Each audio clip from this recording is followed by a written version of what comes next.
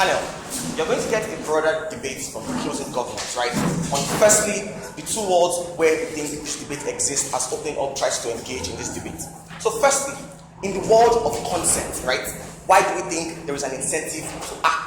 And secondly, in the world of no consent, like these guys try to raise in their POI. So firstly, we think in the world of consent, right, that there exists a duality of obligation in the childbearing process. The fact that the two parties consensually agreed to engaging in this act, and this is predicated on what you get from opening government. But on a more sophisticated level, why do we think that the government as a rational actor needs to protect the interest of consensual agreements? Because we think that this is predicated upon even other scenarios in the state where people engage in contractual consensual engagements, like business engagements where you have arbitrages and arbitrary courts that try to settle both parties to see that the utility of that contract is gotten. We think that this is really, really crucial. But on a second and more important level, the idea of the institution and why in that consensual institution like the marriage institution, we think there is a legal framework that creates a contract of forbearing, right? The contract of procreation. We think this is primarily, this narrative in and of itself protects that institution of marriage that we think is a core foundation of society. This is really, really crucial in today's debate.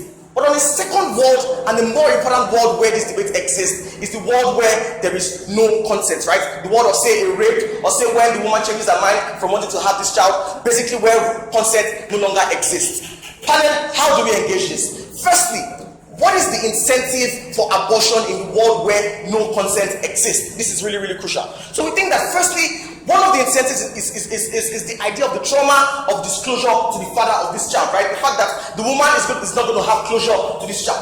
Secondly, and more importantly, we think that it is the trauma of absence of resources to cater for the economic burdens of this child. Panel, note that these burdens are not only monetary, right? There are psychological burdens that also need to be satisfied. The emotional burdens that also need to be satisfied that we think, the woman will be agitated against, that will make her be poised to engage in abortion. But most importantly, we think that the medical harms that she also thinks she'll be exposed to are another incentives that will make her want to push for abortion. If we prove to you in our case how our model takes away all of these incentives to abortion, we furthermore win in the second world of no consent. And this is really, really crucial. So we tell you, right? Sit. We tell you, panel, that in the idea of surrogacy in and of itself, which these guys seem to be disillusioned from, is one that brings about closure, right? The fact that there is an actor in the state who is ready to bear responsibility of the outcome of a process. And this is really, really crucial. And the absence of that actor that wants to bear responsibility is the main incentive for women to want to engage in abortion, right? The fact that she's not knowledgeable of who is going to cater for the needs of this child, or in and of herself, she thinks she's incapable of catering for those needs. The moment you create a narrative that creates a framework where burden sharing is totally taken care of, right? And all responsibilities are not even evenly shared, because in surrogacy, the man bears more of the responsibilities than the woman, right? The fact that he provides the resources, the emotional closure, the psychological closure, and all of those things, we think this is really, really crucial. So all of the incentives to abortion, we clearly take care of that in our narratives. We win on the both worlds. See it, I'll take you when I want to. The next crucial clash in this debate is the idea of bodily autonomy, right? And why we think women have a right to their bodily autonomy, the idea of compulsion, because this is the main clash from these guys. Why should there be compulsion? Let's prove to you why we think compulsion in and of itself is also principally justified. Panel, note that ratiocinations towards bodily autonomy is not absolute. The fact that in status quo, there are irrational actors who don't even know the best choices to make, to bring about the best outcomes for their lives. This is really, really crucial in the debate. So to the extent within which the state has to be a rational actor, right, that directs, actualizations towards the best possible choices to bring about the best possible outcomes, we think we further win in this debate. So the idea of paternalism in and of itself says, right, that the state shouldn't infringe on your bodily autonomy. That is one principle that we don't contest. But crucially, does the state have an incentive to create options that bring about the best possible outcome for you in the status quo? Yes. This is why the state plays the bipolar narrative and is paternalistic in and of itself. So if the state identifies more harms in their narratives, we think the state has an incentive to create an alternative, to take care of those harms. We think this is really, really crucial. Yeah.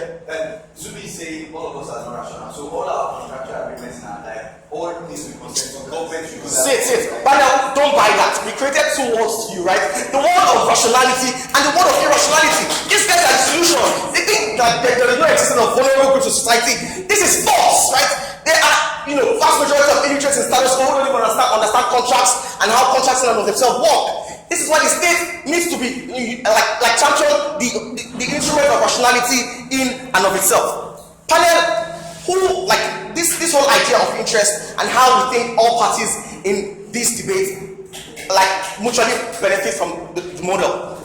The three actors in this debate panel is the woman. No, I think four actors. The woman, the man, the child, and the state. This is really, really crucial. So if we can prove to you as final substantive how these four actors in and of themselves benefit in our model, we win this debate.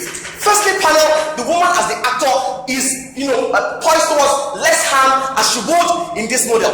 We've shown you how all of the traumas and incentives for abortion are taken care of in our model, so it means there's more utility for the woman in and of itself. The child also has rights to life, and this is really, really crucial. So to the extent in which we create a model that caters for that right to life and the right for the child, to actualize as an entity in the status quo, this is key. For panel, the father, because everybody doesn't even talk about the father. We think the father also has emotional needs, right? Psychological needs. The need to, father a child. The need to be a rational actor in the status quo that wants to progress all of the ideals within the state. We think the father also has an interest, and that interest should be protected.